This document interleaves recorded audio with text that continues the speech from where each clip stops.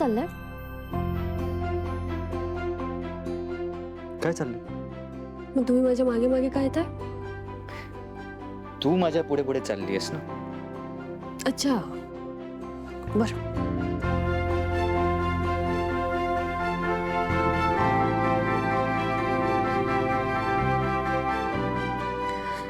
हे बघा, मला खूप काम आहे, आता जा आणि झोपा. हे आता तू झोपत नाहीयेस तर मी तरी कसा झोपू ना.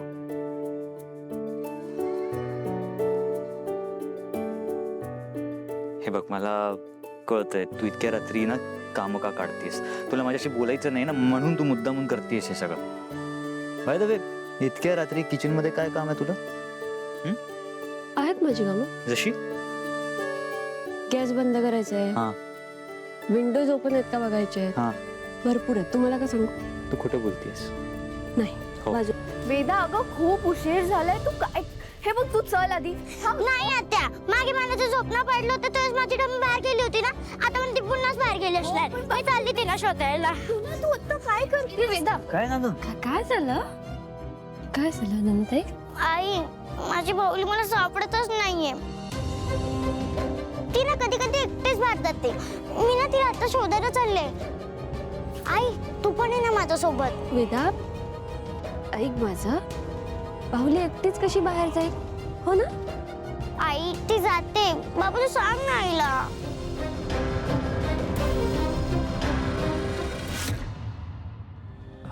वेदा, हे बघ, लास्ट टाइम जे झालं होतं ते तुझं स्वप्न होतं की नाही? हा, हो ना? पण बाबा हे खरं आहे, खरंच तर मी बाहेर गेले. आई, तू ये ना माझ्यासोबत.